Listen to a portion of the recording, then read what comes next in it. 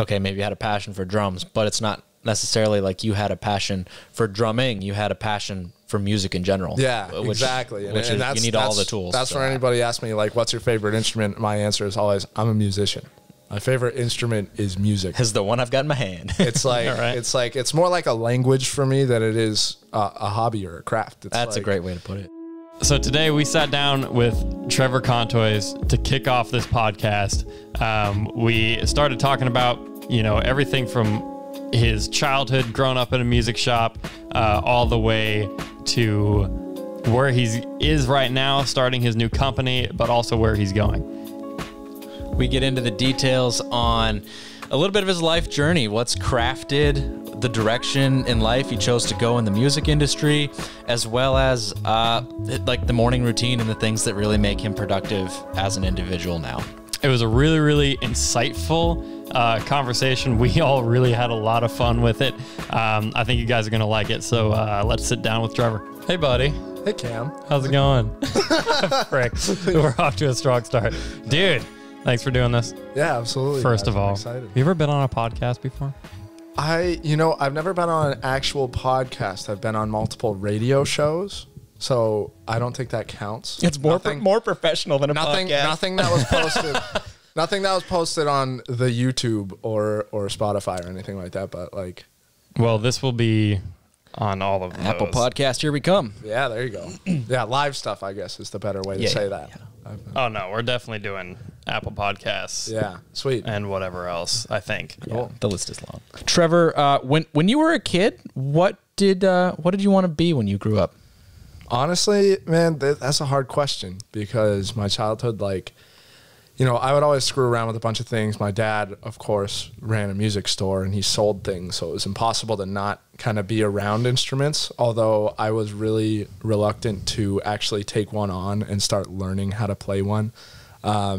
I always was interested in music. It's not like everybody's interested in music, but like playing music and actually being a musician was something I didn't know if I wanted to do until I really got to middle school. And then I picked up the drums, and the drums were a lot more fun than the piano was.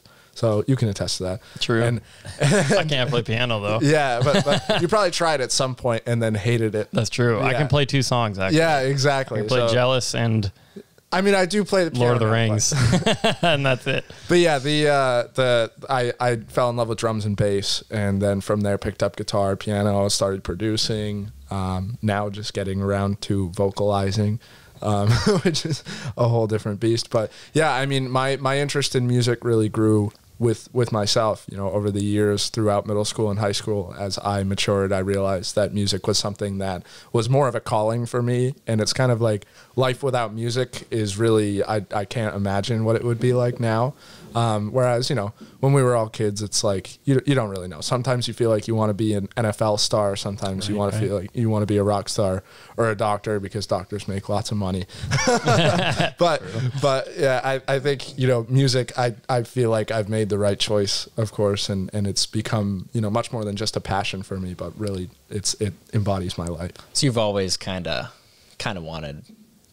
wanted music in your life. Yeah, how could you not? Every single one of us has music in our life, sound in our life. There's not a day that goes by without, us realizing something that sounds good or sounds bad. And now I've just taken an interest in making sure that I can make the stuff that we like instead of the things we don't.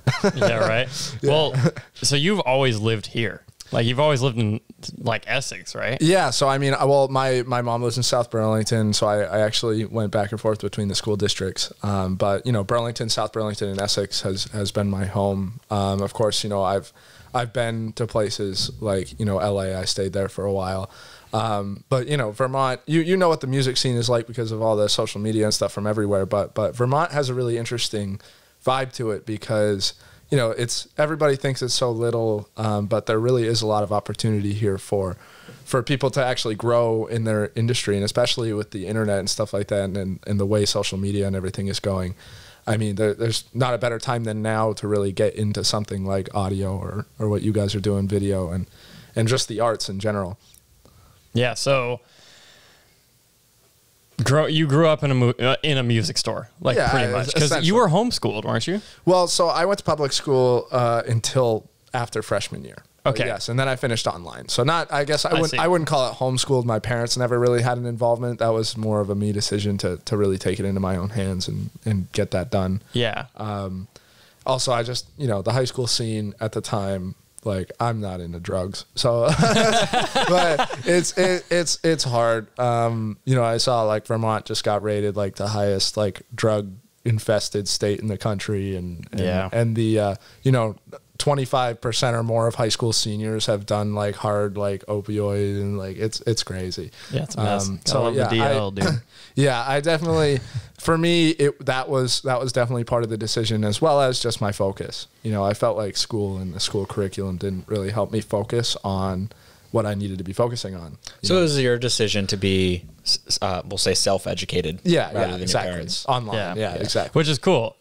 Speaking of which, did you teach yourself instruments? Well, first of all, what instruments do you play? So, okay. Because it's pretty much everything except for wind, right? Yeah, I mean, I like to say like the middle school band teacher level. We don't need to count all those, because of course, like, I can now sit down and play like Mary Had a Little Lamb on a whole bunch of instruments. But the ones that I can do comfortably, I'll say just, the The drums. xylophone, the recorder. Oh, okay, no.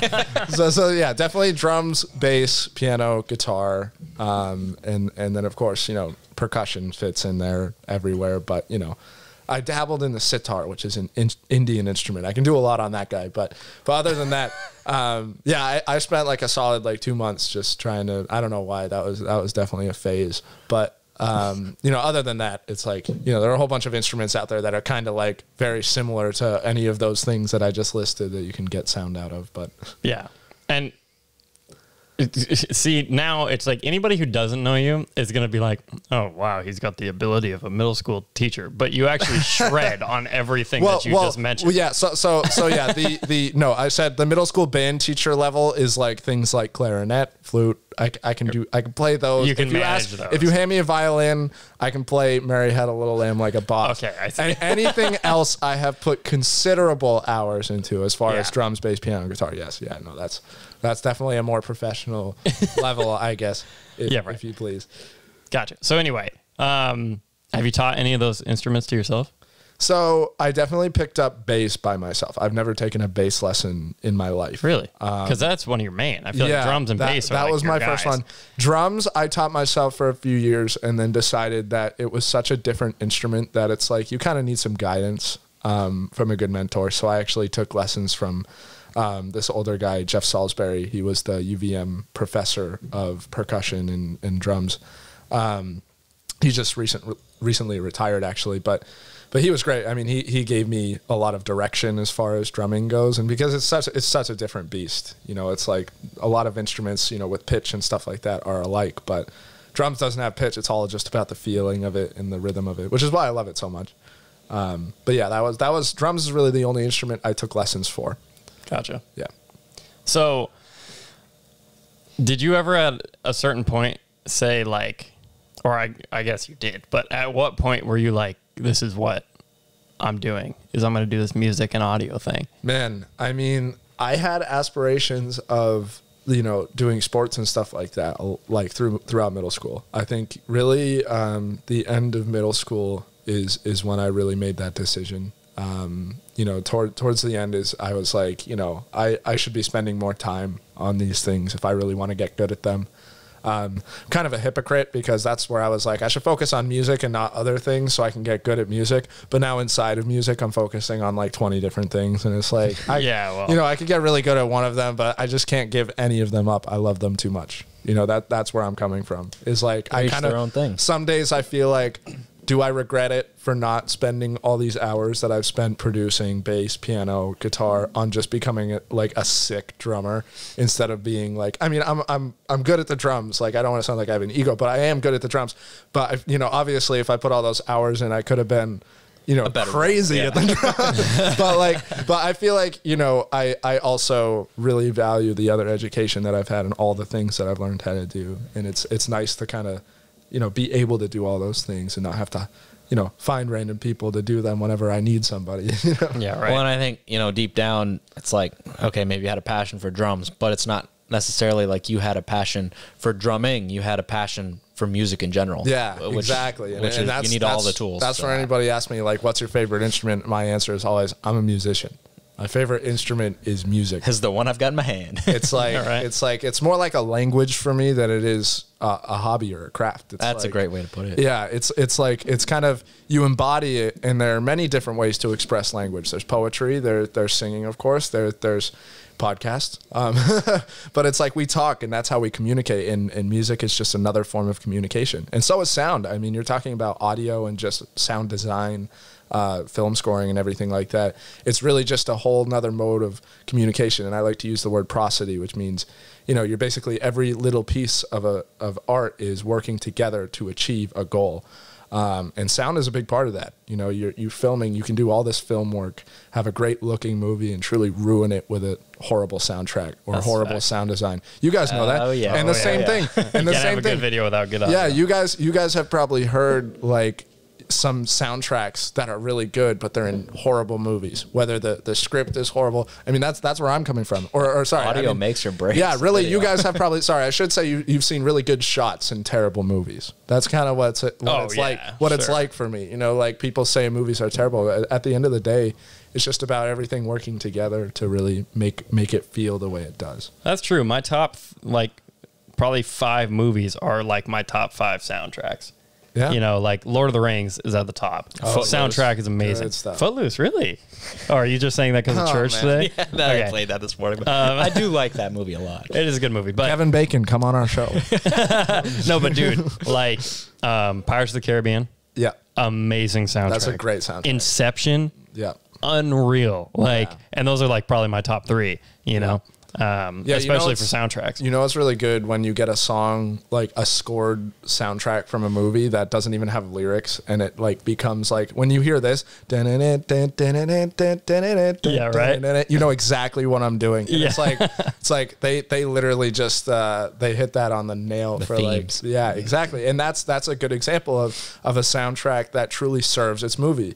Like, that makes you feel like you're a pirate just listening to that soundtrack, and it's like, that is such a good example of prosody. Like, I think that's one of my favorite, actually, now that you mention it, is because, and even that in Star Wars, you know, like, think of all the good music in Star Wars. That's like, I've never seen Star Wars. Me neither. well, What? No way. but I guarantee you, see, here's my example though, is if I sing, din, din, din, din, din, din, yeah. Oh yeah, see, we know what it is. you know what I'm talking about. Yeah. And you haven't even seen the movie. So the music can stand good on its own and be Star Wars. That's right. Without the movie even being good. So you know what I mean? Like, that's an example of like, that music makes you think Star Wars. And that's a great soundtrack. That's so funny. Yeah, that's facts. Do you have like would you ever do movies? Would I? Yeah. I mean, yeah. I mean, I love scoring. For the right price, he'll do anything. Yeah, right. No, it's more about, for me, it's about feeling like the movie that I would be scoring for has some kind of excitement to it, whereas the soundtrack could serve it. You know, I feel like there's a lot of movie soundtracks that you don't even notice that they're there, and I don't really like those as That's much, like you know? Inception. Inception is more. It is actually, you do notice it's there because it makes you feel something. You know? Okay. Whereas think of it. You mean like something with no feeling? the type of a movie I wouldn't like to do is think like Home Alone or something like that. Which is like, Oh, yeah. Yeah. I mean, the soundtracks are good, but like, it's almost like, you know, they're all just like a bunch of stringy, like happy-go-lucky songs, and I'm like, I don't think I'd want to do that. But That makes sense. but like in that Blade movie, Runner it's type stuff, more like, special effects stuff, crazy. Yeah. more than scores. Exactly. Yeah, it's Foley mostly just is sound a whole design. different thing too. Yeah. Foley is really cool. I'm not in that industry whatsoever, but I've seen some dope guys and videos and stuff on people making sounds out of things that you wouldn't think would make those sounds. Yeah, people are good at that stuff. Yeah. I mean, that's like a industry art. That's an art. Yeah. in We got to itself. find somebody who does. Who does Foley? Yeah, Yeah, that'd the be thing crazy. is it was way cooler like 50 years ago, because now it's like, oh, this is Foley. Like, watch, I can make this pad sound like a drum kit. No, I think like other than that, yeah. I mean, that's not Foley for anybody who thinks Yeah, it is. that's pretty real. No, Foley that's, is like- that's called Yeah, there you go. Well, that might be ASMR, but Foley is it's definitely an art form in itself. I love it. Where are you on the ASMR train, dude? You're talking about sounds and audio. Oh, dude, I can't believe people. I'm like, isn't that insane? Some of it, I was like, okay, if you want to consider ASMR, I don't know what that is. Really? What does it stand for? Audio. Is probably something about stimulation? I don't know. Sensory. Yeah. I don't know. So I ASMR. I feel like an idiot for saying this on the internet right now that I don't know what it is. If you like go on the internet and you look up ASMR, it's like people who are like whispering into microphones and like today I'm going to scratch my beard with my hand. No. And then it's just like sounds. Yeah, seriously. It is so weird. No, there's like one of like some dude eating corn that's really popular. Like he's just chewing on a head of corn. It's just supposed to be like satisfying noises. Yeah. Autonomous sensory meridian response. Yeah, that's it. So it's basically the feeling you get. So it's ASMR actually pertains to the feeling that you get when you hear a certain sound. It's not necessarily the act of like making it or like what it is, but basically. Like you hear people when they hear something that's really nice, they'll say ASMR. You know, it's because it means you're getting that feeling that you get from listening to something. Like actually, a form of ASMR is just bad ASMR is nails on a chalkboard. Yeah. There's nothing else you get from that. You know, like it's a bad response. But like, can you really think of anything else that makes you feel like that? Not really. Yeah, you know, it's like the nails on the chalkboard feeling is crazy. Here's the official Wikipedia definition. Sometimes autosensory meridian response is a tingling sensation that typically begins on the scalp and moves down the back of your neck and upper spine. A pleasant form of paresthesia has been compared to auditory tactical, so holy big words, and may overlap with frisson. What? Screw med school. I don't know. Watch our podcast. Whatever. Yeah, listen to that is, or just watch ASMR. Anyways, so a feeling. It gets weird. It gets weird fast. No, it's really weird. Okay, so you're into the making. I don't feel things from music, but I believe in music and audio's power to make people feel things, but I'm not like I don't do that in a weird way. Yeah, there are many weird things out there, but like. All the power to people. You know, that's the thing. Is we have ears. We're blessed with ears. You know, use them, and they can do very good things. I mean, it's like music makes you feel good. Sound makes you feel good. It can also make you feel really bad. But just look at dogs when you play really high sounds. You know, they were built with different ears than we have. Yeah, true. Or in movie scores, sometimes it makes you feel something and you don't even know you're hearing it. Yeah. Yeah. I mean, that's kind of the point of a good score, isn't it? Right. I wanted to talk to you about this, and I keep forgetting. I learned this from Disney, and I was just thinking about it yesterday because I tried to do it with the Night to Shine video.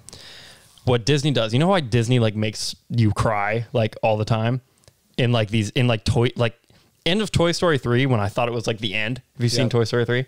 I have. When they're all like barreling into like the fire, I'm like, it's the end. I'm like tearing up, dude. Like not actually, but I'm like choked up. The emotions are hitting. And it's genius what they do. Okay, so what Disney does and why they like take so much emotion in these like cartoons. Is that they associate a track with a happy feeling in the beginning. Yep. And then at the end, when things are like serious and sad, they use the same track and it just rips you apart. It's the same song. It's the same score. It's not like a sad song. It's like that same song just kind of mellowed down. Yeah. So that's it. This is a reinterpretation. I've done a lot of study into video game music because it's the same thing. It's what we call a certain line or something in the music, like in the scoring world, is like a motif, right? And you can use that motif, right? Like actually a good example was, I don't know if I loved the movie, but I saw it with Cam, Frozen 2. They had this, it's a really clear example for somebody to understand like a scorer's usage of this. They have this little, remember the high voice. Cam even remembers it. That shows how good it is, right? And the thing is they used it throughout the movie. And I'm not going to give any spoilers here, but basically they use It's Frozen too. You could probably spoil yeah, it. exactly. They use it in the happy parts of the soundtrack, and they use it in the sad parts too. And they use that same motif and they repeat it. And because once you build that sense of familiarity, connection, exactly, the songs and the scores and the scenes really can take on a whole new meaning, and that's all. The thing is you can make you can make those feelings in the music by doing several different things. I can change the harmony because I can put a chord under something, and that chord will make a note feel very different than this chord, and each chord will make the certain note have its own feeling. And in the same way, what Disney does is, I could use high, really nice, clean sounding clarinets to make it sound really happy in the beginning. And then I can use dark cellos and basses and things like that and huge percussion in the end with the same melody and just speed it up, slow it down, stuff like that, to make it feel different. And that is a common trick is that reinterpretation of the music. And it's done a lot, like when these scorers are really trying to pull out a certain feeling in a scene. Like even what I was saying about the video game music is like, 8-bit has come a long way, and I think one of my favorite things is they've taken old video games and they're starting to remake a lot of them, right? And that if I were to tell anybody who's interested in film or video game music or even just music in general and wanting to know how the feeling of music can be brought about like we're talking about right now, like go look at some of those remakes because they are doing such a good job with them. Like they're taking, in the olden days they had these like like the Game Boys and stuff like that the sound cards, like I think the whole soundtrack could only be like 6 meg of data. And so what that means is to stick it in there, they had to have literally no more than 3 sounds playing at a time for the whole thing. And that means like each one only gets 1 note at a time. No one sound can be playing chords. So if you're playing chords, those 3 notes have to be making up the chords. And then they had a little white noise track that sounded like a drum. So like if you think the whole Mario theme is that whole like 4 things. And it's crazy because now like what they've done with those songs and like full like 250 piece orchestras and like EDM type soundtrack. Exactly. It's crazy. But the thing is what those guys relied on, and what's a really, it's a good tactic moving forward. Even it's easy to get distracted by all this technology that we have today and trying to make things sound cool before you really get down to the grassroots and create a line that's catchy. Like Cam just railed off that Frozen line, and I didn't. I was about Please to do don't it. Judge me. I was about to do it. But the thing is the fact that Cam knows that line. You've seen the movie once. Yeah. Right. Just once. Yeah. And he hasn't really heard anything of it probably since, they've talked about it, but he hasn't seen any scenes, maybe a few. But the thing is like, he knows that line. Yeah. It's there. Yeah. And that's how good it was. It's like you write a good line, a catchy line that really serves the purpose of your movie. Well, you're going to have success writing those scores. Yeah. What do you think about, another tactic that people use in movies is like each character has like a 2 or 3 or 4 bar like thing. A motif for their own. Yeah, and like every time you see them, you hear that. Yep. They do that really well in Lord of the Rings. Yeah, I'm a huge Lord of the Rings fan. Exactly. So, for sure. It's definitely true. The Incredibles is a good one for that too. Oh, do they do that? I love the Incredibles soundtrack. Yeah, they have every kind of like superhero type thing. Like there's a villain theme and there's a hero's theme, and you always have like the little rings and jingles that they have and stuff like that. And that's all great because the thing is you stick that into a song, you can do some cool things with it. And I love how infinite the world of music and scoring is because no one decision is necessarily the perfect decision. There's no such thing as perfect, and so many people try and chase that. But there's like a million different things that they could have done that would have been awesome. Yeah. And so it's cool to see certain people, how they approach it compared to others. And I find it interesting that you've done so much research on like video game music because do you play video games? Not a lot. I didn't think so. I definitely did as a kid, and that's what kind of influenced me to remember that it was so good. Like actually, I realize now that the games I played as a kid were only because of music. I would watch my brother play games a lot, And the only reason is because I would like try and like drum along with the music later, and I'd like Interesting. like Sonic the Hedgehog like has this like blasting rock soundtrack, and like it's awesome. Like it's so fun to play along with, and they've got all these like musicians just going crazy over it. Even the new like I literally like I overheard my little cousins or something playing Mario Kart 8. And the new soundtrack is like, because I'm used to hearing like Mario Kart in the past, like I loved the music, but it was all, you know, that 8-bit stuff that I was talking about had to be really compressed and all. But the new Mario Kart, they just like, it's all like real instruments and like jazz combos and like crazy stuff. It's like, and the great thing about that is, like I said, prosody. Like each song fits the stage, which I love that. It's almost like that's such a good way to learn film scoring, because if you're writing for like a beach scene or something, there's a beach level in Mario Kart, and it's like they do such a good job of making, like if you listen to the music, you're like, I'm at a beach. That's exactly what you would think. Yeah. And it's awesome. I've run my own kind of like tests on that too, just to test like, you know, how good is this video game music actually? Like I'll take a level from Mario Kart or even a different game, Call of Duty, whatnot, it doesn't matter. But I'm like, where are you? You know, like where does this song put you? You know, without the visuals, what does this feel like? You know, and that's the big thing, is a lot of those games are really trying to make you feel like you're part of the experience, just like a movie would most of the time. Right. But like, you know, video games especially, like the biggest way to hook somebody on a video game is to make that person who's playing it feel like that's them. And it's like, if you can, you know, submerge them in that world through, of course, visuals and music, you know, everything works together and really achieves success there. If you think about inspiration, really just in music especially, it's like you can look to, you know, who's the best player, but you can also just be like, who do I want to be like? You know, whose attitude do I want to embody? Throughout my, you know, childhood, especially up through really the present, I've lacked a lot of confidence. So I was like looking at people who just embody confidence, right? And it's like, who got me?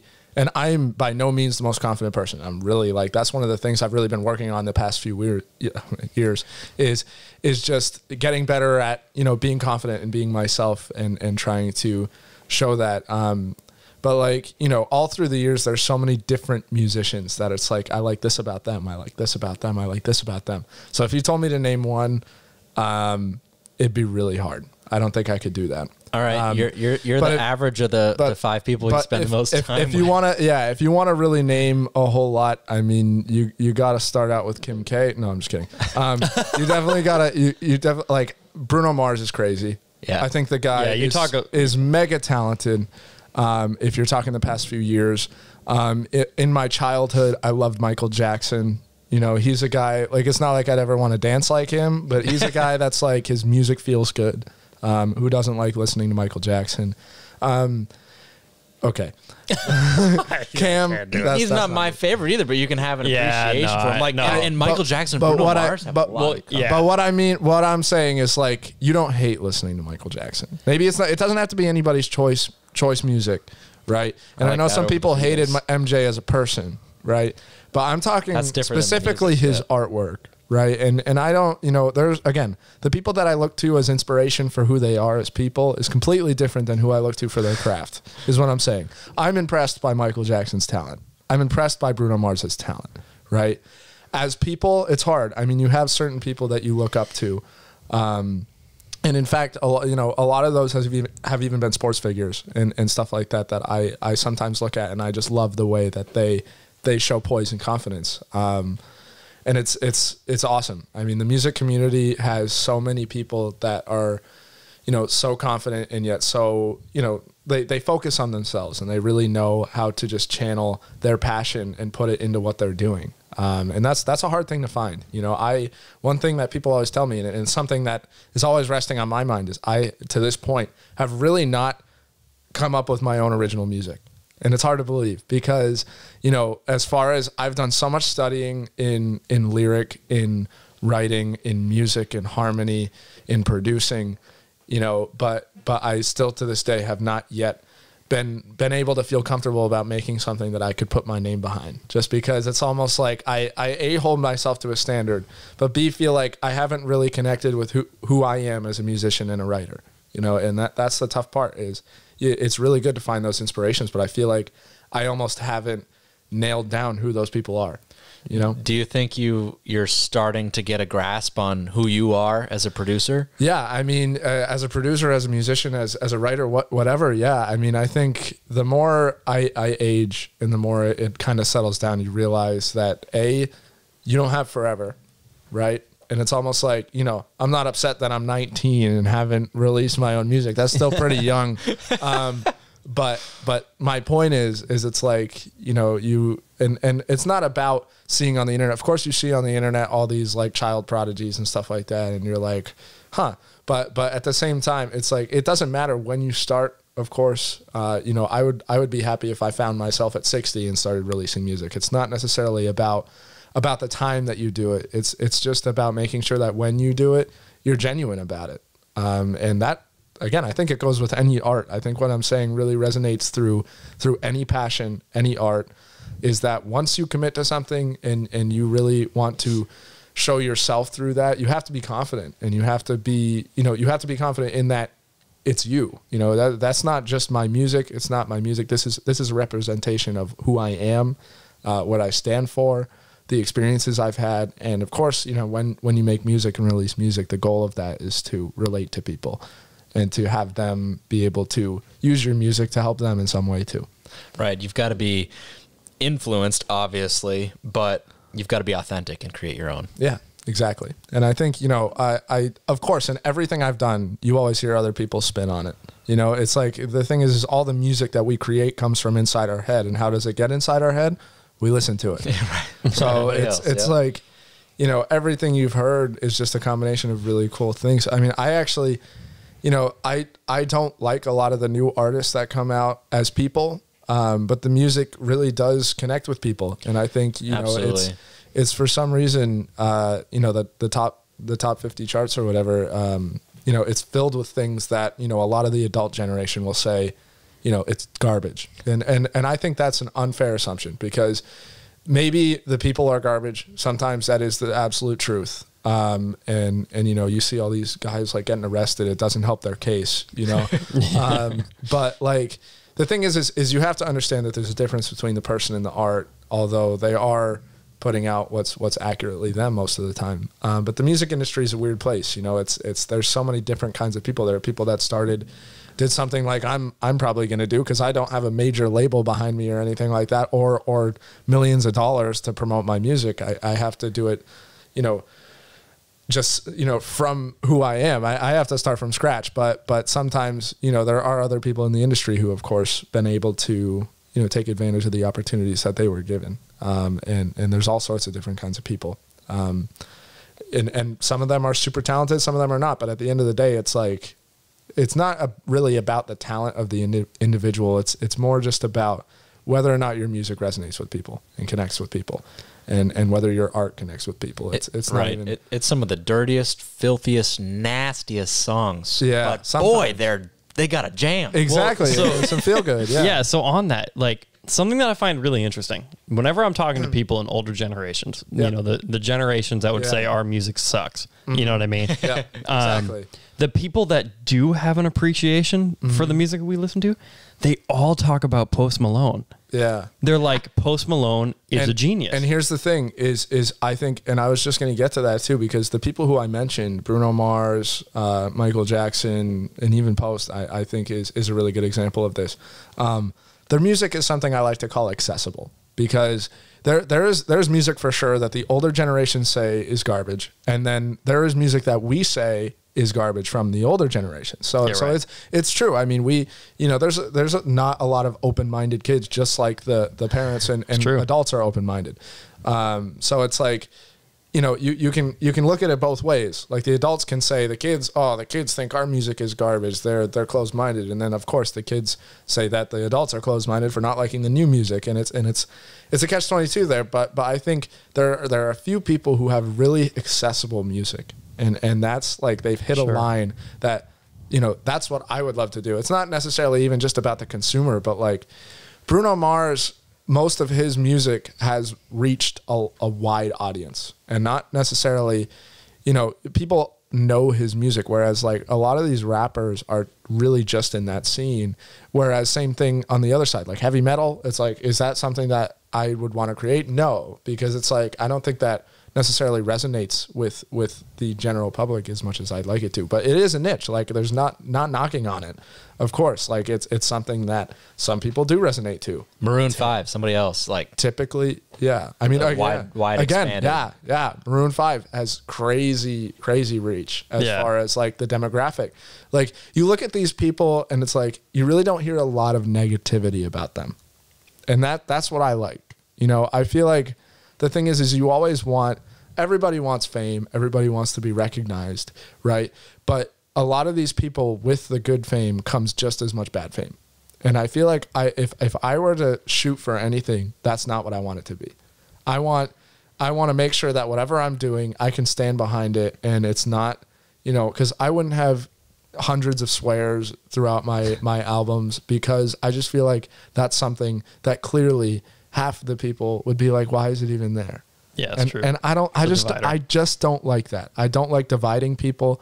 I'm a firm believer in uniting people, and having a sense of community and love between people. And I think, you know, accessible music really makes me happy when you see it. Because that's like, and that's inspiring to me. And that's why it's hard to give you a person, is it's more just the songs. You know, I don't listen to a song and think about the person who's singing. I think about how the song is making me feel and how that inspires me to make a song like that. You know, I'm like, I wish that was mine. Yeah. Sometimes I listen to music, I'm like, I wish that was my song. I wish I created that, because it's so accessible and people love it. So we've talked about a couple of things so far. I mean, we covered music scores, video games, mainstream music. Obviously, you're quite knowledgeable in the audio space. But what do you find that you're most excited about? Where do you want to go? What do you want to produce? Oh man, I mean, you know, in my heart, it tells me that I'd be the most excited about promoting my own stuff. But of course, that doesn't exist yet. So I guess we'll take up until now as the you know, as the sample. You know, of course, I really, for me right now, it's about the learning. And I know that sounds kind of lame, but like, I think, you know, typically when I make stuff and when I come up with music, or make music for somebody else, I always approach it with an open mind. And really I look at it as, this is my chance to learn how this is constructed. And when I hear a song or hear a reference, or maybe, because one of the things I've done to really learn a lot is just drag in reference tracks, and be like, you know, I really like the way the drums sound on this, so I want to pull in that sound and try and make it myself, because they did it somehow. I think if I just keep listening to theirs and A-Bing it, like going back and forth between this one and this one, you can really learn how to do that. And I think that's, you know, it's really been my favorite part of music so far is just the things that I find out every day, from dissecting this music. You know, like I don't necessarily, I think some people get to this point where they cap off, you know, some artists especially, they get comfortable, they get into some kind of rut. Maybe that's just the 9 to 5 and then the weekend warrior type people who just don't have an aspiration to get better. But I think that's what really drives me, is every day I wake up and I'm really angry that a day has passed and I'm not better than I was. You know, it's like, it's a rough thing. I'm telling you, being an artist of any kind, you consistently are hungry to grow. And it's like, I don't waste a lot of time anymore, which I feel pretty good about. But it's like just growing as a person too. It took me the longest time to realize that, because I focused on music only for a while. Then I realized that you have to focus on you as a person too. Like I got really fat. And so that, you know, I realized, wait a minute, I should probably focus on being healthy too, because that plays into that confidence thing, and confidence shows through music. So you need to work on that. And you did get healthy. Yeah, I mean, I've been. I mean, how fat were you? Well, you dropped. I mean, how much did you drop? I've dropped about 65 pounds as Whoa, of now. that's significant. I mean, look at him, 65. Like that's a ton. Yeah, I was like 218, 220. at my highest point, which was, it was ridiculous. You remember probably like halfway between there. So I kind of wanted to steer the conversation back a little bit. Yeah. I had a question before we get to like high school. Yeah. But that was, your brother's a football player. I'm not really sure what your sister is doing, but your dad owns this music store when you're growing up. Were you pushed to do music, or was he like, you have all this at your disposal? I had great parents. They were always just supportive of whatever we wanted to do as kids. So coming from our family, a lot of people, my dad was a pretty known musician around Vermont, and they, you figure when you hear my last name that he would push us to do music, but that wasn't the case at all. Tanner, my brother, did not want. He's a musician, of course. Like he's just like me. When you're around it, you kind of pick it up no matter what. So he plays a little bit of guitar. He's pretty good at it, actually. But that's just for fun. And then like the thing is, oh, sorry. What I forgot what your question is. I got distracted. Well, were you pushed to do music? Okay, sorry. Yeah, and because those parents were so supportive, I got to explore a lot of things. Of course, I did t-ball, I did soccer. I've tried to figure out what my passion was. And so in no way was I forced to be a musician. I picked that up myself. My dad, of course, helped. And of course, when I told him I wanted to do things and pick up certain things, he would help push me in that direction. And I'm extremely grateful for that. But yeah, I was never forced or really pushed in any way. Yeah, that's cool. You and I met in high school, I think. Yeah, we did. We've kind of like known each other forever. Yeah, I remember seeing you vaguely. So what happened is, just for those of you who may not know who Trevor is, Contois Music was the music store. And it was the one-stop shop. It was like in the area, that's where you get lessons. That's where you get Yamaha stuff, like keyboards, whatever. So as a kid, for a few years, I took drum lessons there. And obviously, and that's kind of how we've known each, because we're very close to the same age. Yeah. So it was kind of one of those things where, oh, you have a kid my son's age, and that sort of thing. But in high school is when we really met. And, I find this interesting because you are a singer too. Like you do sing. You may not classify yourself as a singer. I have not thought I'm very good, but I've been for the past like 3 months, I've been spending like 2 hours a day on it because I'm sick of working with other people because I can't write music and then have my emotion show through people who just don't get it. So I've definitely been working on that. But what I was going to say, along with singing is when I met you, your neck was huge. Yeah. You got your thyroid taken out. I did. I had an operation at the end of, right before high school. And they, that contributed really to a lot of the health things because, we don't have to go, again, this is not med school, but my point is I had a very hyperactive thyroid and that was causing me to lose a lot of weight. Like before I was a twig. Really? I was a little twig. And then when I eventually got that surgery, I had what was called a goiter. My thyroid was 5 times the size it should have been. I have pictures on my phone. I can show you guys after. It's really funny. No, I've seen the pictures. Yeah, it's crazy. It's crazy. It's a giant U basically that's bulging out your neck and it. Yeah, you had a really bad scar in freshman year. Yeah, it's still there. It's just not. It is. It's not as bad. Yeah, of course, it's gone way down. Right. It's been 4 years. Yeah, exactly. That's what happens. But yeah, this is medical school. that definitely contributed to the cause of the health stuff, health fluctuations. But yeah, again, it was a personal thing too. I definitely didn't take it as seriously as I should have. And I realized that because, as much as I was focusing on music after that operation and being like, okay, that was actually, it was a turning point for me because being bedridden made me used to being bedridden. And I kind of liked being home alone and not having any responsibilities for 4 weeks in recovery. Sure. Because when you have neck surgery and you can't move for a few weeks, that gave me an opportunity to realize that, hey, when I can't move and I don't have responsibilities of school and friends and stuff like that, that I can lock myself in a room and I can get way better at what I'm doing. And I did. Don't get me wrong. I learned a lot over that time period. And I'm not saying a few weeks of recovery. After recovery, I made the decision basically to spend most of my time locked in a room and practicing and reading and stuff like that. But again, I let my health go. I let my friends go most of the time. And it kind of, you know, again, it's a big catch-22, but I realized that that's a big part of, you know, who you are too, and your confidence and everything like that. Yeah.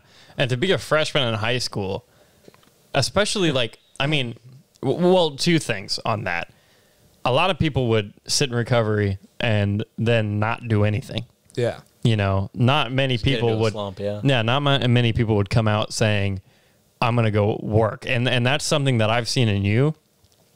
Is your work ethic is crazy. I mean, you're always doing stuff. That. No, it's just the truth. Yeah, I mean, we're going to talk about Soli in a bit, but I mean it's just crazy. So anyway, in high school, you know, I knew you freshman year because we were in band together, and then you stopped showing up. I was like, I wonder where Trevor went. Yeah. So that was a fun year, actually, band. What? Oh, band? Yeah, I know. Together, yeah, in band. You, me, Kip, and yeah, that's really where we all got close. But yeah, but so it was after freshman year you decided not to go to high school anymore? Yeah, so I split it. I did like bio in school, but I ended up doing like half school in sophomore year, and then all the rest was online for the rest of high school. So were you still doing it through Essex online? So technically, I mean, I actually flipped between two different online institutions that both were accredited through Essex. So like, well, of course, not only Essex, but they had a bunch of different schools that accepted their credits. Yeah. So Essex was one of those schools. And so, yeah, I got the diploma through Essex. Interesting. But it's not, it was more, you know, my counselor would help me out and everything like that. He told me what classes I needed to take, of course, just like everybody did. Yeah. I did the same requirements as any normal student at Essex would do. Do you have that diploma yet? Yeah. Okay. Because I remember for a while there, you're like, I got one more class or whatever. Had that stinking English class though. That one and online gym. That was a funny one. Oh, I did online gym, dude. I took online bowling. It was awesome. Yeah. Can you imagine? But again, that did not feel like me working towards the goal that I needed to be working towards. So that was a rough thing. Is that you mean being in high school? Well, just doing those classes. Yeah. You know, I felt like some of the information I really, you know, and I like to have an open mind about it. I always said, if I'm going to do this and I'm going to learn this stuff, then I'm going to enjoy it. And I'm going to make sure that for some reason I really enjoyed biology and, you know, learned the things. And I remember all the things, you know, I could ace any exam to this day, but it's like, even math too. It's like, I loved math because music is math, but it's like, I feel like so much of it was just garbage. So much of it, I just didn't need to know, didn't need to learn. It was a good, I still look at it with an open mind and say, that was my test for trying to memorize lyrics, I guess. I guess, right? Yeah. I mean, if I needed to remember all that senseless information, I guess my memory got strengthened. Sure. Is what stay in school. That's a really positive way of thinking about classes you're not enjoying. Stay in school. Okay, so needless to say, you're 19 and not in college. Yeah, I decided not to go to college right now. I figure, you know, we'll see how things go. You never know how things go, but if I did college, it would also be online because really? You know, I feel like I wouldn't. You know how college campuses are. They're worse than high schools as far as drugs and everything like that go. And majority. And there's just a whole lot of distractions. I know networking is great. Networking is awesome. I'm always looking for new ways to network, but college for me, it just doesn't feel like it's the right way. Yeah. But I do value the education, and if the opportunity presented itself where I feel like I wanted to go get a job that required a college diploma, I would go for it. Yeah. But then again, I mean, I feel like you're probably, I mean, actually not probably, I know you're learning way more right now than you probably would be in college, just because I mean, dude, you're a bookworm. Yeah. Like, I mean, you're self-motivated. I mean, I read, oh man, I think I read like 42 books last year, 43 books last year. Just, all mostly related to music? All related to music. Yeah. See, that's incredible. Actually, sorry, that's not true. All related to music, but my career in music, but some of them were actually financial too. So I read probably 7 or 8 just like investing, you know, Good everything move. like that, books. Yeah.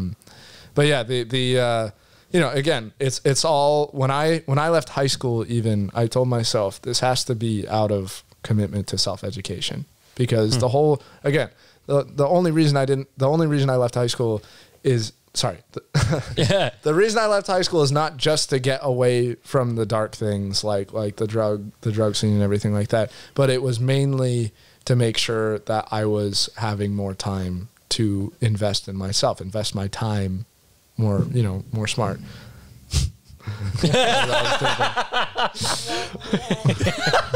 I love that. That was perfect. No, I'll say that again. Exactly. So yeah. to So be I'm able a to- school dropout. To be able to invest my time in things that better supported me in where I want to go in life.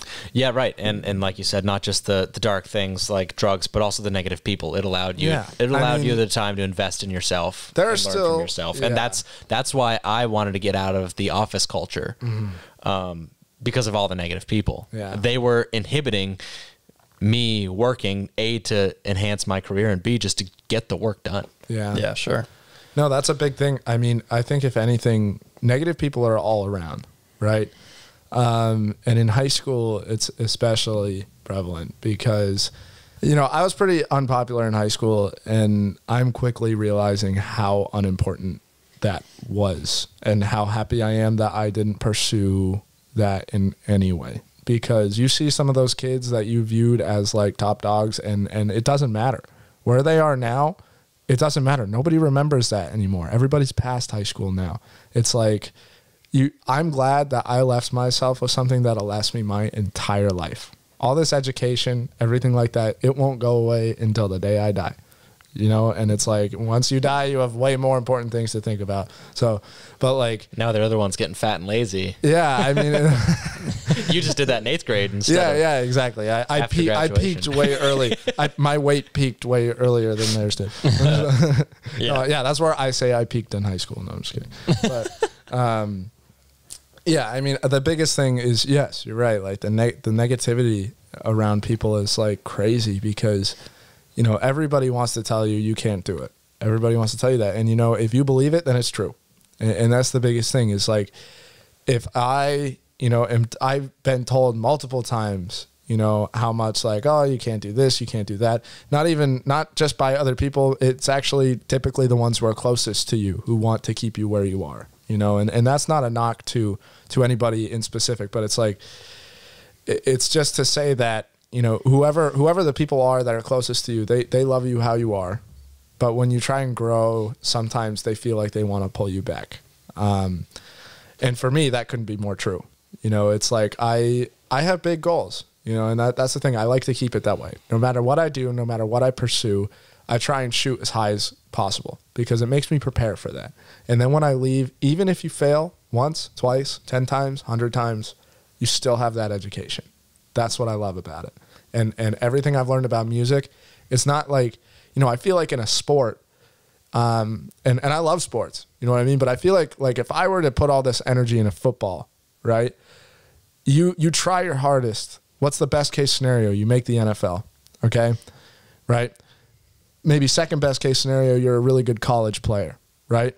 But then you play football through college. You haven't really made a living. College players can get pretty popular and stuff like that, but it's like, then you get out and do you really have that much invested in yourself?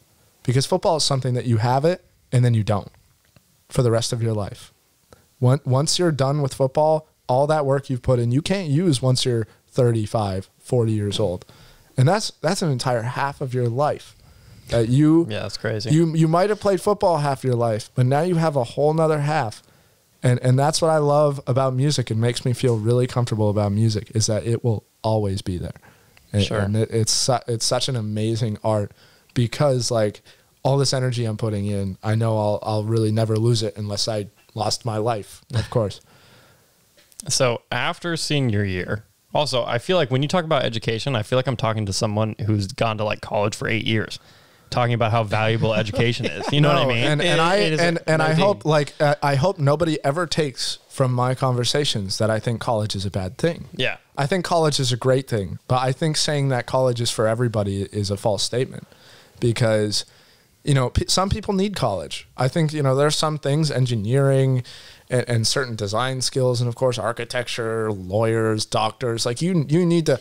I don't know how to do thyroid surgery. The guy that did my thyroid surgery, I'm really glad he spent 4 years learning how to do that, because that's what I'm saying is it's like that there are occupations where that really, really does matter, and the networking matters and everything like that too. And even for occupations that it doesn't matter, it's still a good experience for people most of the time, and you can get a lot out of it. But it's just not for everybody, especially not right away. You know, that was my thing is I think the last thing I should have done is gone right from all that high school stuff into another 4 years of it, because it just would have made me feel like I could have done something so much more with that time. Yeah.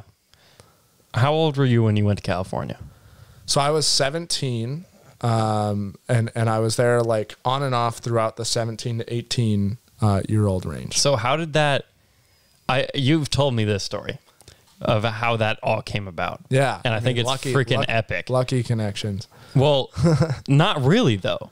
Because, well, maybe it was your dad who I was talking to, because I mean, you're going to have to explain it, but basically she was taking in who I don't remember their name, so you're going to have to mention all that. But she took a bunch of mixes from a bunch of different people, and they chose yours out of just a bunch. And it was just a demo thing. I mean, that was really cool. You know, yeah. So, like, well, what happened? And this is really one back up, because I don't know the story, and neither does the rest of the world. I mean, really, to be honest with you, like LA is probably one of the most regretful times, because it's, you know, it was something that you make it out to be so much. You know, you think, and I would, you know, I'd probably revel in the opportunity to go back, but on my own terms. Interesting. You know, because you go out there, I was given a fabulous opportunity, but again, it's just, I realized it's not what I'm passionate about. All right. Again, so back up. What was the opportunity? LA. Well, so my cousin had a close connection. I mean, we don't need to detail any names or anything like that. But like my cousin had a close connection to a YouTuber. And that said YouTuber was getting ready to release music. And you know, to review on the situation, I don't think it still happened to this day. Like 12 million subscribers, just so you know. So she was pretty big. But again, she was bigger in like the young teen world. Like none of us would ever watch anything that they came out. That's true. I tried. Yeah. It didn't work. It's really weird. Either way. I mean, God bless entertainment, but like, that is entertaining. Yeah, exactly. No, I laugh more at this. But anyways, it's like, you know, she was, you know, everything that somebody who has 12 million followers would do. Try and make an album, right? And I think, you know, she had some music recorded already, and ended up sending me the tracks. And, you know, ours was a more, I guess, a little bit more produced version, and the other one was kind of stripped down. And I don't even remember actually if she knew which one was mine or not, but I thought she did, because I sent it to her. This is a track for her album? Yeah, exactly. Okay. And this was meant to be a single at the time. And so she ended up sending my copy. I don't know if that was by accident or on purpose, because whether or not she knew, of course. But she sent it to her manager at the time, and the manager like loved it and ended up sending it to the higher up people, because we were working with Universal Music at the time. And they had some people who were looking to sign her to a record label. And so that's cool just to know that these people were like looking and listening to the things that I had produced. Even though, well, not only that, but they're listening to it next to other like producers, you know, right? Exactly. Like, and they still picked yours. That's the thing is really getting the good sound is just about getting the good sound. You know, it's almost like it's just about getting the right people to hear it. You know, it's such a... It's kind of on who you know. Yeah, exactly. It's such an interesting industry, because, you know, there are a lot of these producers. I mean, a lot of young people and unknown people can really roll with the big dogs. And it's like, it's just kind of about pushing your way into that. And internet, social media has made that easy. Yeah, I was going to say, you think just the technology at our fingertips allows that to mesh? Yeah, no, for sure, man. And I mean, if that taught me one thing, it's that, you know, I think to make that demo, I worked harder than I ever have in my entire life, because, you know, when she gave me those tracks, it was an opportunity. I didn't even consider myself a producer at the time, which is crazy. I consider myself somebody who loves music and knows what good music sounds like. You're just playing with it. Right? And so I didn't know how to make good music, but I knew what good music sounded like. And I thought when she gave me that opportunity, I said yes. I was like, of course I'll do that. I didn't know how. I told her I knew how, right? Because guess what? Then I went and locked myself in a room again and learned how to do it. You know, if you're given an opportunity, you got to jump on that, man. You know, I jumped on that hard and made sure that I made every second of that count. But again, even if it wasn't a success, I still have that learning experience, just like anything else in my life. So they listened to the track and they liked the track, but it didn't get well, picked. but then what happened? So the artist ended up actually scrapping the whole idea. Whoa. Back up. You get sent to California. So I was in California actually because she ended up firing an audio guy that used to work for her. And the opportunity came along with, we brought the studio stuff. We were working on 9 more demos rather than the first one that I started from scratch instead of the original guy. Who was one of Beyonce's producers, by the way. That was the funny part too. Name drop. Because she stopped doing the original one. And again, I don't mean to sound condescending. I'm just saying it's kind of a funny situation because, you know, if it were me who were the person making music, I'd be like, screw this little kid. Like, I don't know. But it was an awesome. You're 17. It was an awesome and you just opportunity. Kicked out Beyonce. But the thing is I was much cheaper.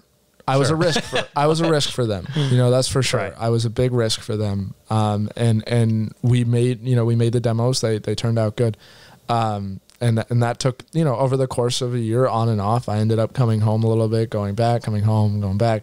The first time I came home was for the Eagles in the Super Bowl against the Pats because I'm a diehard Eagles fan. And I was like, I could be home for this.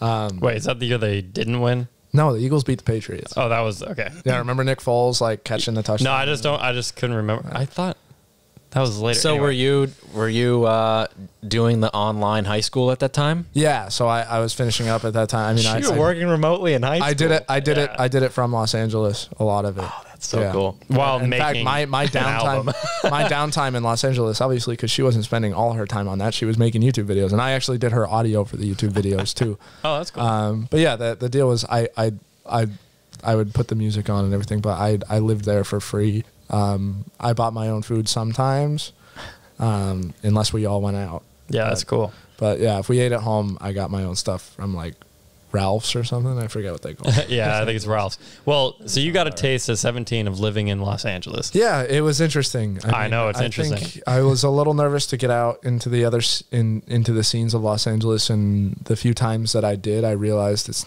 not really where I wanted to be. You know, it's a tough thing because I think maybe if I was a little bit older and a little bit more in control of what I was doing, it could be a cool opportunity. But I don't think the LA scene was a place that a 17-year-old me should have been. And that's the true, because every time I came back to Vermont, I felt like I truly had the ability to focus. You know, whereas in Los Angeles, it kind of felt like the pressure was not good pressure. The pressure was from outside things pressuring to do things that I probably shouldn't want to do. You know, I never did any drugs, but there was pressure to, you know, and the thing is I feel like my work out there was more valued as an audio engineer rather than my music, you know, and that's what didn't feel as artistic to me near the end as it did kind of managing and the artist in question. You know, it was a little tough. It was interesting working with somebody who wasn't really a musician. She was just trying to make music, and I felt like that wasn't necessarily the most real thing I could have been working on. Sure. And I think, you know, as much as that could have been a strike for like fame or whatever, I was like, is it really worth it? You know, because that's not me. You know, because then what? You get asked to do another thing that's kind of like that, and I mean, it's always helpful, but I'd rather do things the hard way. You know, I really would. And I think pushing it in a genuine way, doing it the hard way, is a much better way to go for me, at least. I mean, that's not for the long run. true. I mean, you want to play the long game, not the quick route to success. I Exactly. mean, you saw an avenue that could have led to fame. Yeah. But you were pretty quick to realize that might not have been the wisest move. Exactly. And again, For somebody else, could have been totally different. But like push comes to shove, you just got to be true to what you feel is right, you know, and what you want to do. I had a lot of long thoughts about what I wanted to do, you know, and I think, you know, my religious journey has also played a huge part in that, you know, because I think no matter what I do, if I follow what I feel is right and I follow what I feel like God thinks is right, you know, God has a plan for me. That's the thing is I push forward. I believe in where I'm going, and that, you know, staying true to that is really important to me. So that's the big reason I came back. Does LA feel like the real world, or does the real world feel like it's outside of LA? LA is its own thing. Man, it's tough. I mean, it's all the real world and it all feels crazy at the same time. You know, there are so many different layers to LA, whereas I feel like there aren't as many layers in Vermont.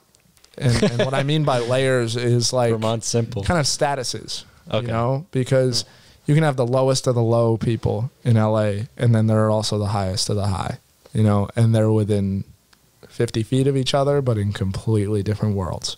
You know, Kobe's inside there playing basketball, and then you got the hobo begging for money outside on the street. It's like, it's surreal, man. You don't see that much here. It's crazy, you know, and you do, but just on a lesser scale. Way less. You know, it's like we don't have the Kobe's here. You know, it's like, and we actually have relatively way less people begging than I saw there too. Yeah. You know, so it's kind of. I mean, obviously, there's 600,000 in the state of Vermont. Exactly. 4 million. Exactly. In Los Angeles Yeah, alone. exactly. The ratios. Yeah, are but you know, Los scale. Angeles is one of those places where it's like everyone dreams of Los Angeles, and then you go there, and then you're like, ugh. Like Exactly. it's kind of And- gross. yeah. Like there's no real like, you know, like New York City at least has like the lights and the awesome, like it looks cool. Like Los Angeles just looks like concrete. You know, it's really, I don't know. It's I mean, interesting. that's not to say I didn't love it. I mean, there are really beautiful parts of LA, and just like with every city, there are really beautiful parts and there are really shady parts, Sure. and not great parts. But like, you know, I think it was a really great experience. I loved being out there. I think, you know, I'd love to try a different city. You know, I feel like that would be the next step. I don't know if I'd ever want to go back to LA, but like, you know, I've been in New York for about 20 minutes. Really? That's it? This is when I got stuck at JFK, went out for like a taxi ride and grabbed food and then came back to the airport. Wow. You know, Seriously? You've never been in New York? well, actually, that's not true. I saw. Now I'm remembering. I saw David Gilmour there. I thought it was Philadelphia. Oh, okay. I saw David Gilmour of Pink Floyd in the what is it called? There's a theater, big theater there. No, I don't know. I have no idea. Yeah, I don't know either. Well, either way, Yeah. Anyways, you moved back. Yeah, I did. Did you? Were you going somewhere? Yeah, I was gonna steer the conversation a bit. The fact that you're a Vermont creative, you're in Vermont now. Do you think you're here to stay? It's hard to tell, man. I mean, family's going to play a big part in that because that's something that's important to me too.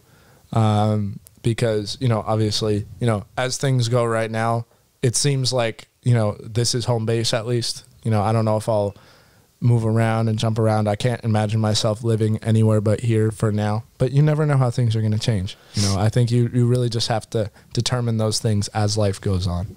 And as we were saying at the beginning of the show, with your industry and the internet, you can really do it anywhere. I mean, honestly, yeah, if you're creative enough, you can make it work in your parents' basement. Yeah, you're not. That's not where we are. Yeah, you're not really gonna lose anything by leaving Vermont behind, in the sense of the business and creative thing that you're building. And I mean, out. honestly, look at all the rich people. They go out, they get really rich, famous, and then they come and retire in Vermont.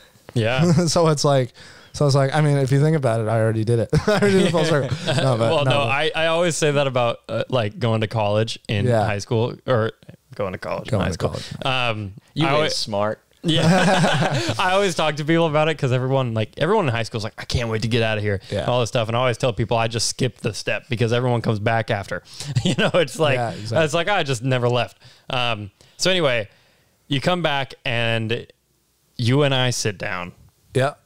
And I'm like, hey, I didn't go to school either. Mm-hmm. you know, I'm a year ahead of you, I guess. Ahead. Yeah, you're older than me, right? I'm a year older. Are you turning 21 in March? Yeah. Wow. I know, isn't that weird? I turned 20 in August, and that's equally as weird. Yeah, dude, I had my quarterly life crisis at 20. Be careful. I just turned 27. Okay, I just know.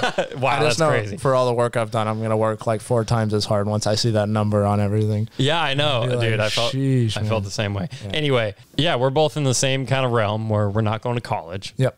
We went to high school. We're not going to college. And we're like, yo, you're doing audio and I'm doing film. Mm-hmm. How can we do that? Because those go a lot hand in hand, you know? So you and I were like, you know, what do we do? And my immediate thought was, we need to just be in the same space. Because I was in a place where, you know, you get out of high school and you don't go to college, all of a sudden there's no one else like you. Yeah. Who wants to actually do something. Yeah. You know, like, I say that lightly because that's not entirely true. Obviously, there's you and I, and we're prime examples of not doing that. But, you know, a lot of the people that I knew that weren't going to college, weren't going to college, just didn't do anything. Yeah. Or they went and just, you know, were like, I don't know what I'm going to do with my life, whatever. And I had no one around me that was saying, and even in my friends in college, they didn't know what they were doing. I had no one who was like, this is a path that I'm going to go on. Like, I knew I was going to do film. You knew you were going to do audio. And we're like, we need to be in the same space. So we moved into my parents' basement. Yep. So, but on top of that, 6'5" Audio happened. Yeah, no, exactly. I mean, the thing is, and still to this day, you know, even though I'm no longer here, it's like I still value the relationship we have, because I think there's something to be said about talking to somebody who truly understands what you are going through and what the things you're working on are like. Yeah. You know, and it's like just the life that we have is so different.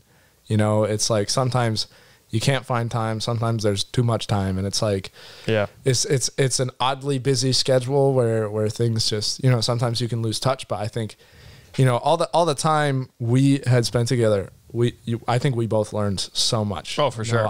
We did some sweet projects. Yeah, exactly. I mean, there will be more to come. You know, I have no doubt with what you guys are doing, and of course what I'm working towards. I know we'll be working together soon, but like, you know, everything we did was just another chance for me to really take it to the next level. And I really did. Yeah. And that was a big thing that I was going to say when you were down here, is like, you mentioned to me so many times that you're like, I'm just learning. Like, we sat down and watched a master class together. Yeah, exactly. You know, and like, I remember you're like, I need to buy a bookshelf. And the next day I come down here and there's a bookshelf filled with books. And I was like, I don't know how to read those. But you're over, you know, one of the biggest things that you were saying is like, I'm in such like learning mode or whatever. And I think it's hard because there's something called analysis paralysis. And I definitely feel like I'm getting to that point, because as much as I feel like you need to, you know, shove knowledge in your brain, you got to use that knowledge and nurture it and work it.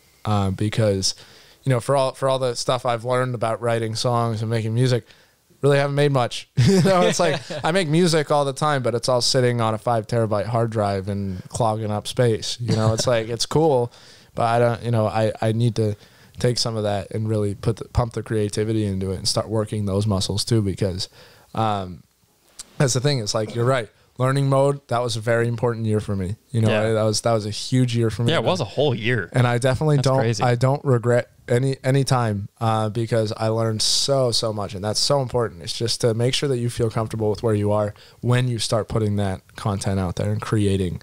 But you know, that's the thing is like, you know, all that time learning and reading, it's like you also just, it's because you have an itch, you know. And I think that's the thing is I have this burning itch in the back of my head just to create and to pump out, be creative, pump out my own material. And just, again, but everything, even my own material, is always just so that you can get better and learn, because that's the fun of it. You know, the fun of it is once again, waking up in the morning and realizing that you're better than you were yesterday. Yeah. I think it was a good stepping stone for both of us, for sure. And obviously I haven't gone anywhere. I'm still here. But yeah, I think you're pretty well. We also had some good times, dude. When you're in the space and, watching master classes, and every day I'd wake up and you're eating my cereal. And we'd have some drum jams and stuff. Dude, that was a blast. Anyway, it was a really good time. And I think it was really good for us. But one, I think the best part of it for us was like, we now, this sounds so cheesy, but we do now have like each other in the sense of like, we're like the only people that I know that are in this position right now. And I think that's really, where really we cool. are, at least, of course. Yeah. But you leave me. It's okay. I'm not hurt. No, I'm just kidding. But you left. Wait, but before you deviate on that, I mean, that's a lot of where this podcast got originated from. That's true. Is because that is true. Because you feel not a bit alone, but we're all individual people that are self-motivated to educate ourselves and put that knowledge to work to really develop ourselves.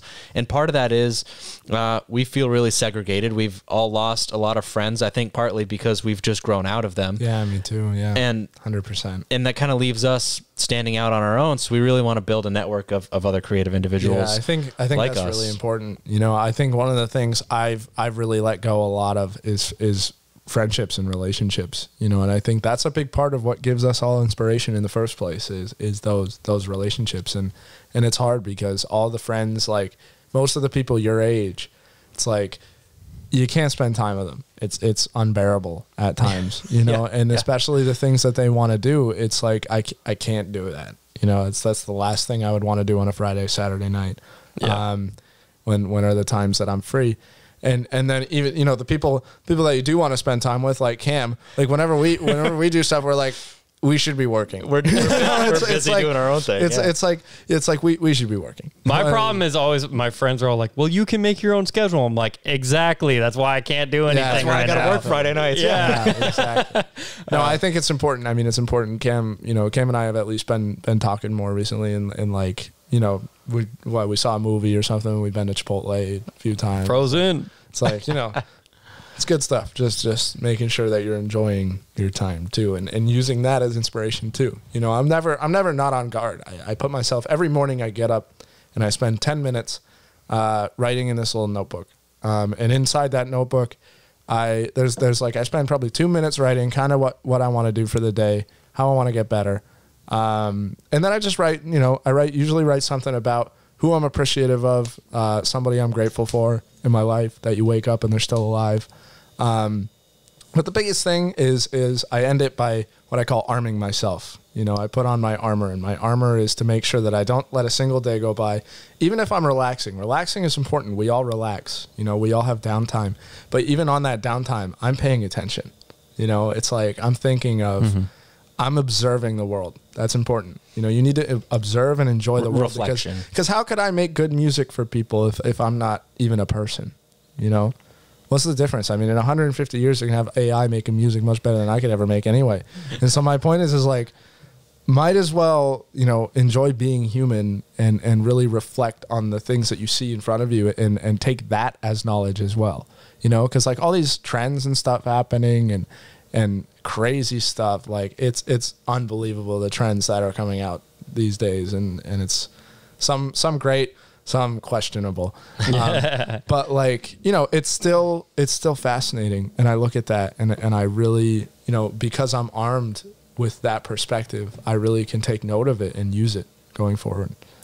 I want to round back to where I was going real quick. Yeah. You leave me. Sorry, but wait. Oh, isn't there a sad one? Yeah, it's not that. No, that's scary. I think it was. I don't know. Okay, not any. Of course, the last one. Well, that's not the sad one.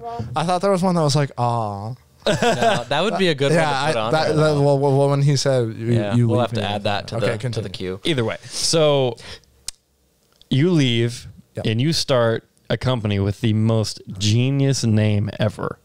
Okay. I mean, it was okay. I think it's when you explained it to me, because I didn't get it at all. Musicians I had no get idea. it. Yeah. See, well, okay. I had no idea. Either way, it's genius. So You're holding us in suspension. Contois music does not. Well, I'm not going to say it doesn't exist, but I guess it doesn't exist anymore. Contois was more retail. You know, that's the thing is we really just it's the same ownership, of course, but we changed the name to really display that we're not selling stuff anymore. We still get still get those 80-year-olds coming in and asking for floppy disks and stuff, but we're like, no, we don't do wow. that. Yeah, exactly. It's like, no. So anyway, You're not retail. they still don't know the name. So Soli is the name, and it's a music term, basically solo but community vibe, right? I mean, you can look it up, Wikipedia, jazz stuff. It's cool. I mean, I liked the name choice. Yeah, it's too. a plural of solo. Yeah, exactly. Which is genius Yeah. because your whole mission is Yeah, I mean, I've gotten kids in bands and stuff together, and that's what they're missing. Is that's what fueled me to really find a passion. Is working together with my art with people, and really pushing myself to keep up the pace with them and make music happen. I think private lessons are something that I never really did a lot of, and that's what most of musicians are in the area, is just private lessons, and they get so turned off by that. And it's really sad to see, because a lot of these kids have a lot of potential, and it's good to see them working together. And that's, Soli is a thing that is meant for me to put myself in a situation where I can feel comfortable with the amount of time that I have. Because of course it's hard when you need to balance a life. You need to make money. You need to put the money in somewhere and have the money work for you. And it's like, if you have no money, you're gonna be a starving artist, and that's not good. You need to put yourself in a position where you really can support your music when you're ready to put it out. And so that was important to me. It's something I started to keep me and several of my friends actually, having financial stability, and that's important because. I get to do it. I get to work with kids that I love. Right now, this past few months has been super over the top busy with it. And I'm lucky because that's starting to slow down a little bit. Things are starting to settle down and become more clear. And Providing lessons primarily. Yeah, exactly. And being in that business position, it's so hard to. It was a big challenge to get everything just flowing the way it needed to flow and everything like that. There's so much that goes into that. Especially with so much overhead and stuff like that. But like, it's great. I mean, that's something that I can always have, even on the side. If I moved away from it, I could have somebody run it for me. And I love the fact that I'm seeing these kids grow, just like I wish I had the opportunity to. So what are you doing, with these people? You're training them, and then how are you building that network of all these individual musicians? Yeah. So these little kids, anywhere from, typically my top age range, we teach as young as like 3 to 4 years old, but my age range of teaching is the middle school and above range. And that's because, at that age, you're ready to make the connections through your instrument. And these kids, some of them want to play like Blink-182 music. Some of them want to play like, jazz. Some of them want to play pop music. Some of them want to play like death metal. And it's like, that's great. We put them in the groups where they belong. And we let them, I coach them, and we've, I've recorded them multiple times. They'll have CDs and stuff with their music on it, and they're performing at concerts. We got another one coming up at next month. Seems like a lot, kind of like a sports team. Yeah, really. exactly. And I think it's important, because the one thing I really love about sports, and people really love about sports, is that it gives them a community sense to it. Yep. And it really shows them, not only, it doesn't just teach them the activity, but it also teaches them how to work with people, how to, pursue something that you love. And I think that's so important, because not every kid who signs up for music lessons is going to want to be a lifelong musician, and that's okay. I am different. Of course, Cam is different. You're different. It's like we're all different. We found our passion, right? But the important thing is that kids need to know and learn how to pursue these passions, because maybe their passion won't be drums, bass, whatever. But when I teach these kids, I'm mainly teaching them about work ethic, about how to treat people, how to work together, how to practice something, how to feel uneasy about not practicing, when you've got and that's the biggest thing is some people are so relaxed. It's like parents and stuff, some parents don't push their kids to practice. And I tell these kids, no matter how young they are, it's like, you have to want it. Your parent is bringing you here. Right. So they bring you here so they don't have to help you practice, because that's what we do. You know, we help you practice, but what I'm telling you is that, and a lot of them have gotten considerably better because they've really learned how to embody that and take, you know, really what was kind of my philosophy all along, but really should be anybody who's into what they do, you know, their velocity. Their That's philosophy. the most that button has ever been used. Yeah, I know, right? To take their philosophy and really push that towards whatever they want to do in their lives. Because I know for a fact, most of those kids, probably 95% of my kids, are not going to even play music past college, right? They'll always know what they learned, but I think the responsibility, the biggest thing the they're work getting ethic. from me is the, you know, what I get from my parents when I ask them for reviews is that their kids are doing better in school, is that their kids are doing better with their friends, is that they're doing their chores, they're doing better at home, right? Getting better test scores. It's like, you know, things like this is the ideal result because music is awesome, but what it's really about is music is one skill where you have to be really, really persistent if you want to be good.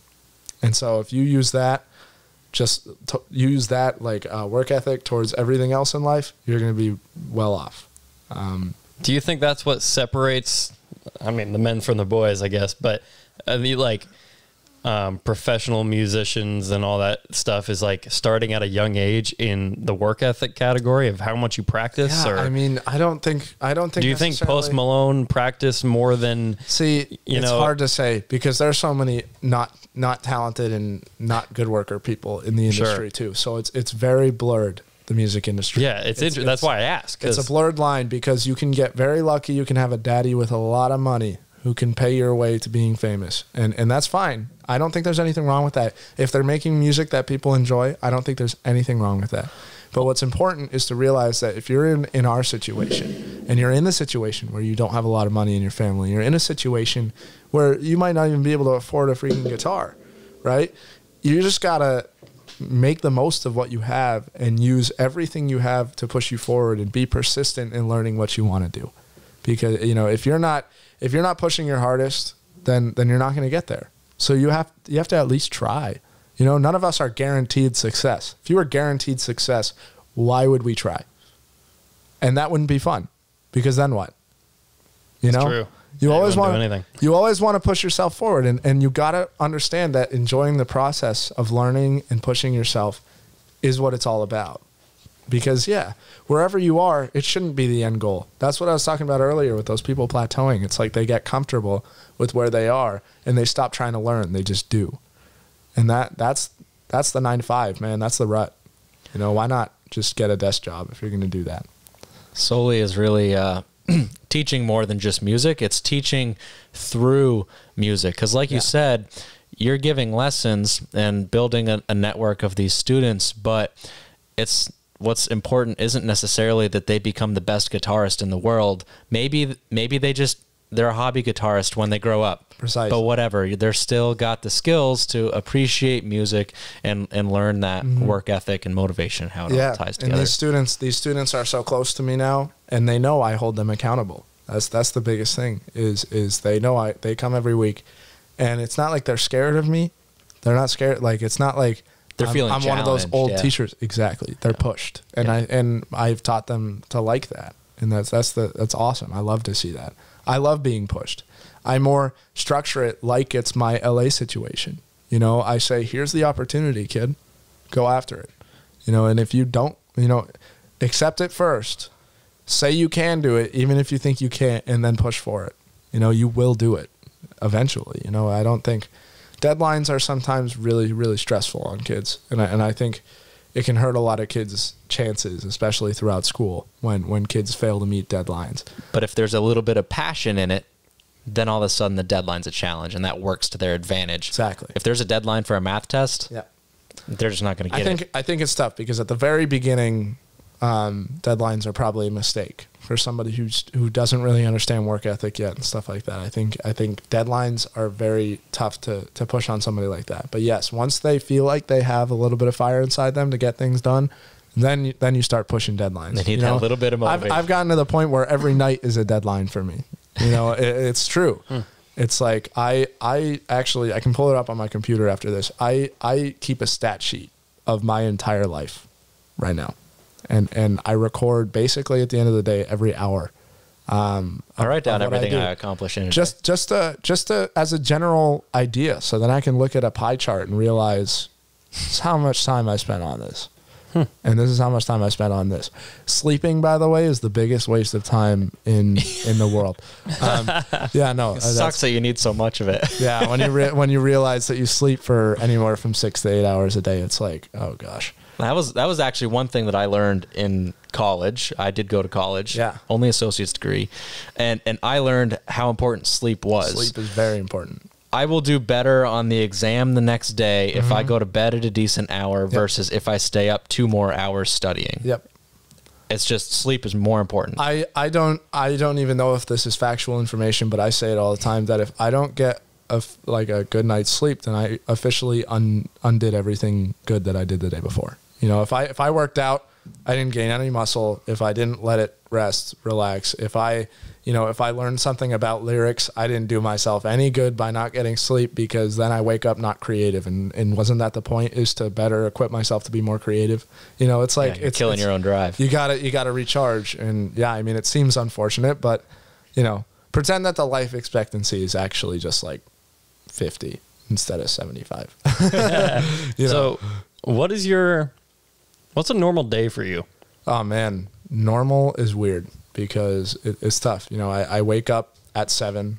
For about half an hour, I do various things such as exercise. I eat. You know, most of the time I like to take a shower. No, Proud of you. No, definitely at least every other day, especially after exercising. But then, you know, some days I'll go to the gym, like for real. But most of the time I'll read for about an hour in the morning. I'll play an instrument of some kind. If I'm feeling the creative energy, I'll write. I've been writing a lot. Then, you know, typically around 11, I'll go to Soli, where my studio location is. And there, you know, you just got to let the day flow there. You know, sometimes I have various things that I got to get done. Most of the time I spend, you know, a few hours just on Logic, producing, making stuff. Maybe I don't feel like Logic one day and I start playing the drums. Maybe I just feel like reading, taking notes. And then, you know, I typically will start teaching. Right now, my teaching schedule starts around 3, ends around 7. And then, you know, you go home. Usually we'll read some more, take more notes, you know, practice some more. I don't know. Usually right now, when I've been doing my singing practices at night, you know, I'll stay extra because there's nobody there and I can do disgusting, you know, sounding things for an hour and a half. Vocal exercises. And, you know, the studio's helped. So I've been able to record myself and play it back and really try and work on the sound of that and you know, the skill there. But yeah, I mean, I've been just reviewing that and then I typically will get home, eat dinner at 9:30, which is way too late. But then I'll, you know, read some more, maybe do a nighttime exercise thing because I feel fat a lot, but then, you know, go to bed sometime in between 11 or 12, depending on how I feel, and then wake up at 7 again. You know, so weekends are typically different just because I teach in the mornings instead, and then Sundays I don't teach at all. But yeah, I mean, it's a good day. You know, sometimes I feel like I need to leave more room for people sometimes, you know, and that's a big thing that's definitely going to change moving forward. Is I definitely going to weed out some of the teaching schedule and replace that with life experiences. Yeah, sure. Which is important. But I do value the mechanics of my schedule right now. I mean, it's rigid, but it works. And full time. Yeah. I mean, that's very full time. Yeah, I don't take a lot of breaks, man. I mean, that's the thing is there's a big fat red column on that stat sheet that I was talking about that says relax time. And no, I get really mad when that number gets really high because it takes up a lot. I mean, you know, we all do things that you need it. Don't get me wrong. But like, sometimes it just feels like that's the thing is I have the fire that burns inside me that says, dang it, Trevor, if you wouldn't have spent the 10 hours total relaxing this week, you could have spent that all on 5 more days of vocal exercises. You know, it's like, dang it, why did I do that? You know, it's like, but of course that's not exactly the situation, but it does, I think it does fuel me to realize that what I'm doing at that moment in time, you know, you have to maximize your time. Like you saw me today, like waiting for Cam to finish his interview. I pulled out my book and started taking notes, man. I mean, it's like, it's what you got to do. Like a college course level of studying, notebook, computer, it's phone, all out. It's important. I think I've luckily I've made a system for me that, and it's not a system for everybody, but I've found a system for me to really put me on track with my goals. And if I really want to reach those goals someday, then that's the track I need to be on, you know? And I think like there's something to be said though. Like at church this morning, I did take time to talk to people, you know, I did take time to enjoy where I was, you know, that last service really puts it all into perspective. You know, it's like that guy could have lost his life today, you know, really, he could have, and that could have been me. You know, maybe less likely because we're so young, but still, you know, you got to realize that at a certain point, you know, you got to drop the mechanics just a little bit. And so I do value that extra time, but just quick clarification. We were all at church before this, and there's a bit of a medical emergency. So everybody had to leave early. Yeah, an old guy might have been having a stroke. So that's what that, happened during the last service, so it gave a little bit of spare time at the end as we were waiting for Cam to finish something up, and that it still took too long. You know, so that's where. That's okay. I read like 2 chapters, man. Yeah, that's impressive. I was very glad after you hung out and visited with people. And you saw I even got the fitness routine in there too. Yeah, you know, you can drop a few push-ups on a dirty church floor. Yeah, exactly. Whenever you need to move. That was it. A few handstands and some push-ups, and we're good. Oh my god, handstands! You're still working on your handstands? Yeah, man. I've been going nuts with those actually. But back when you were here, whenever that was, you were doing handstands. That was like my first attempt. I remember that. Yeah, I do. I remember that too. Yeah, I went after a gymnast, and who is now my girlfriend. So see, if you work at something as hard as you can, man. But she's a saint. And if I were to name one person who really is aligned with that and my goals, and is like, you know, somebody who supports that and keeps me on track. There are times, dude, I would sit and watch YouTube, or, you know, NFL season's dangerous. I do like my football, and yes, you do. But she, you know, she encourages me all the time to stay and stay focused. And yes, I can have the football game on, but I also have to be doing something productive while I'm watching the football game, or at least we do like a workout together, you know, during the game, and it's like, okay, this is better. You know, and it's stuff like that. That's like, okay, you have to enjoy life, but it's also good to be healthy about it. You know? Yeah, I feel like you got to make sure her column of the day is not in the red. Yeah, exactly. Yeah. No, I feel like she has a really good work ethic too. Because crazy good. Because they both do. She graduated high school. Yeah, she actually was homeschooled her entire. Oh yeah, and she's doing the gymnastics thing. Yeah, I mean her family owns Regal, which is the biggest gym in the state. Borderline one of the biggest in New England, and they, you know, they're nationally recognized as very impressive because the fact that they have the clientele that they have and the talent that they have because of the coaching in such a little state like Vermont, where it's like you'd figure like, where are all these good gymnasts coming from? Like, how are there good gymnasts in Vermont? But you know, it's they love it, and that's their passion. You know? Yeah, and it's great to see. But just to say, I mean, she shares that same sort of drive. Yeah, and it's cool. Hard because for her, like I said, with the sport thing, her career almost is done as a competitor, right? And it is done, but as a gymnast at heart, and the work ethic is not. Now she gets to pass that on to the youth. Yeah, you know? You guys are both teaching. I never realized that. Yeah, I never made that connection. Yeah, and I mean, again, mine might not necessarily be my end goal. Mine is my transitional to save up and make something happen right now, and try and also try and help and form a network of these kids. And I love them, but yeah, hers. This is what she wants to do now for good. You know, and that's impressive. You know, that she's really nailed herself into that. Now, I was gonna ask, and you may not know, but what is next? Dang, man. I mean, I hate the 10-year question, but dude, 10 years, you're going to be like almost 30. Yeah, no, I know, man. I'm telling you, I'm really starting to feel like I could almost believe in myself soon. You know, I think if I keep pushing at the trajectory that I've been, you know, I could be a good writer, I could be a good vocalist, and I could, you know, have a good music career, because I don't think there are a lot of people who really could push like that.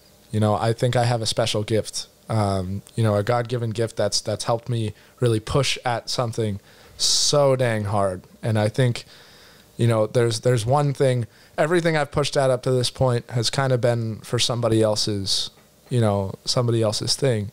And it's hard when you're pushing for somebody else, you can't really, you know, make the decisions that you feel are right all the time, you know, and that's not to knock on anybody else, but it's like, you know, if I was writing my own music, pursuing my own career, then all the people that I love can be around me, helping me, and they can be a part of it. And it's like, you know, I can move forward in that. But you never know.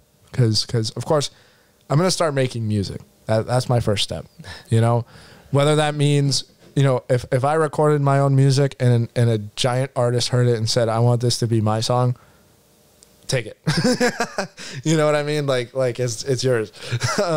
But no, I'm just kidding. But like, you never know what's going to happen. You have to take it one step at a time, but all you can do is push hard at it. Do you ever see yourself writing, playing, recording, and producing your own album? I mean, that's the goal.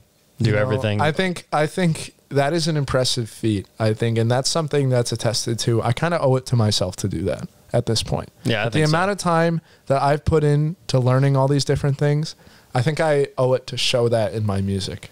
You know, Sure. I have to show the side of me that loved video game music. I have to show the side of me that spent so much time writing charts out for Beatles songs. I have to show the side of me that worked so hard on learning how to produce like EDM. I have to show the side of me that's a drummer, bass player, guitar player, pianist. You know, it's like all these different things that I've put so much time into. Of course, that's going to reflect in my art, and just like we all do. You know, you're very passionate about. You've spent a lot of time in motocross and stuff like that, so that reflects in your videos. You know, like you've done several videos on motocross. You got to keep it. You know, that's where the name connected. came from. Yeah, exactly. That was the connection. Mega comfy, by the way. I meant to Hey, wear thanks, it. man. I'm glad you like it. Yeah. Are you good? Yeah. Wrap up. Yeah, I think we should wrap up. Okay. Yeah, let me just say, guy, I mean, this was great. Dude, this was awesome. You better have me back, because I like, oh, for honestly, sure. with the podcast thing, like, this is great, but honestly, this is genuinely one of the best conversations I've ever had. Yeah. I admit, this was a wicked good conversation. That was the goal. Dude, I'm stoked. Like, I'm so thankful that you are our guinea pig. Yeah. And you came on first. I think that was a great conversation. Yeah, this totally is the direction of where we want to go with this podcast. Yeah. I would say it's a stellar episode 1, and there's going to be a lot more people like you. Yeah, man. And listen, dude, you're 19, bro. Yeah. I mean, it's like, I can't wait. You know, you got this Soli thing like starting and ramping up, and it ramped up quick. Yep. And it's so dope, but I can't wait to see what even happens in a year. I mean, think about it. We spent a year in this basement, and that was almost like a year ago. Mm-hmm. Yeah, there's been a lot of development happening fast. If people want to follow along on your journey and learn either more about you or see how you develop, how can they follow along? And I mean, go to Instagram. I don't post on Instagram a lot, but I'm really about to commit to doing that. and I think, I think that's... Well, now you're going to be held accountable. That's an important thing. I know, you're right. You're right, actually. My handle, and I am going to keep it the same because of my promise to Cam. It's Trevor Contois 65. I feel bad because I changed mine. You did? What is it now? It's 65 Films. Just at 65 Films. Oh, you didn't? There's no more Cameron Bushy? Nope. Oh, wow. Isn't that crazy? Well, I have the 65 audio one, but I don't. I feel like I had to commit. That's true. Yeah. That's fair. But see, I'm probably going to like release music. So it's, yeah, it I don't know what my name is going to be, but maybe I have no idea. What your name is. Yeah. Dude, that's another weird thing about the music industry. Yeah. Like, I mean, maybe, Yeah. You're just don't be Lil. Yeah, I'm probably gonna roll with my name to start. That's that's a good place to start, because like and plus I mean whatever, but TC65. Yeah, there you go. Yeah, right. Hey, dude, thanks for doing this. Yeah, that was awesome. Anytime, guys. I love this stuff. Cool. I think this is a good opportunity to, for anybody out there listening who is thinking about coming on the show.